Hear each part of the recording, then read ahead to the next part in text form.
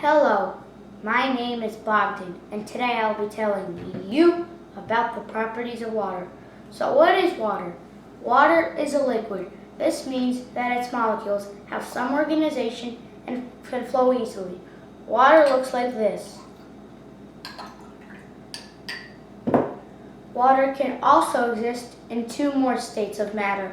It can exist in a solid and a gas.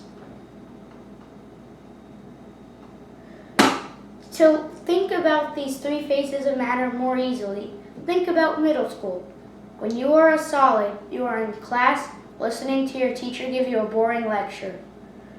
When you are a liquid, you are in your locker area getting your stuff for your next class.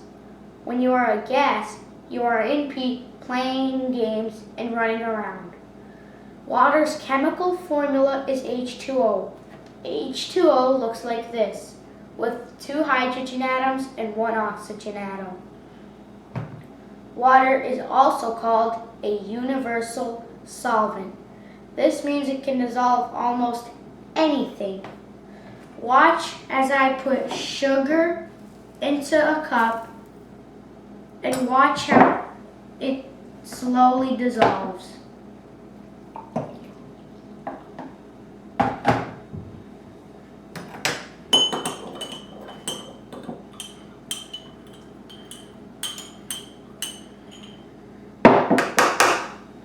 See how most of the sugar is gone? This is because water's molecules have dissolved the sugar molecules.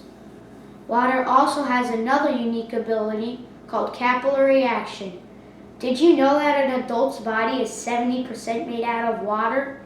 Some of this percentage goes to our veins and blood. Blood can flow through tiny veins at the tip of our fingers called capillaries.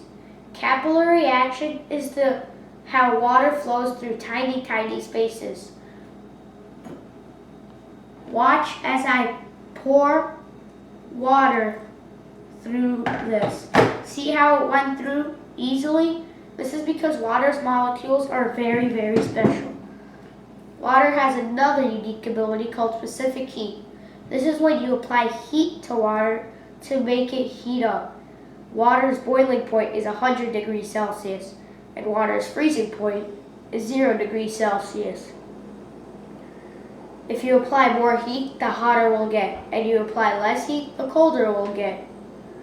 Water also has a unique ability called surface tension.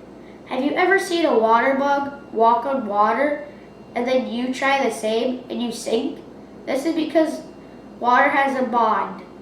This is what allows the water bug to walk on it because it doesn't break the bond. We, on the other hand, cannot walk on water because we are too heavy, so we break the bond and sink. Did you know that we drink the same water as the dinosaurs, King Tut and George Washington? Why is this? This is because of the water cycle. Water cycle reproduces its way in this amazing cycle. It starts off with evaporation and transpiration. Evaporation is when water turns into a gas called water vapor. Transpiration is also evaporation, but it is evaporation happening from plants. Eventually, this water vapor gets high enough in the air that it cools down and makes clouds. This is called condensation. Do you see how my glass is foggy? This is because of condensation. When water vapor touches a cool surface, it turns into a cloud or glass turns foggy. Eventually, these clouds have too much water that they just can't hold anymore. They will start falling. They will make you have rain, snow, sleet, or hail. This is called precipitation. This cycle is very amazing. This is how we have the same water as everybody, and this is why we always have water. Have you heard of a unique ability that water has that's called adhesion? Adhesion is the ability for water to stick to other surfaces. See how the water is sticking to the spoon before falling? This is because of its unique ability called adhesion. Have you heard of another word that sounds like adhesion? Yep, you got it right. It's cohesion. Cohesion is the ability for water drops to stick together. Watch as I pour water together.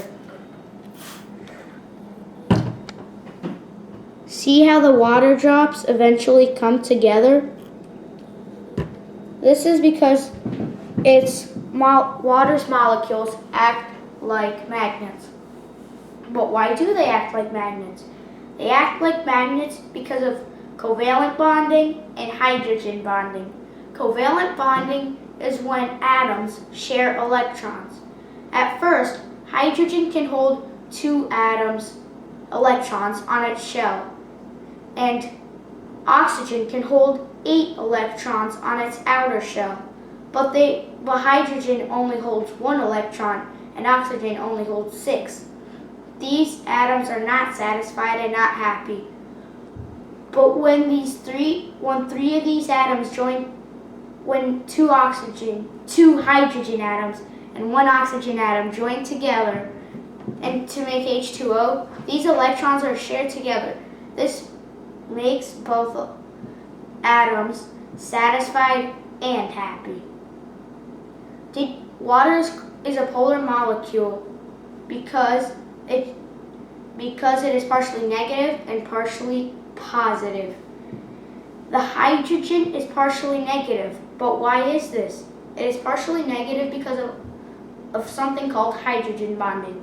Hydrogen bonding is when an atom is negative and positive. H2O turned partially negative and positive because oxygen's nucleus has 8 protons, which are positive. These protons make the electrons orbit and drag them towards the center. But some of these electrons are being shared with hydrogen. The hydrogen is also dragged towards the center, and the electrons that are being shared with are negative. This makes hydrogen negative. Thank you for watching. Bye.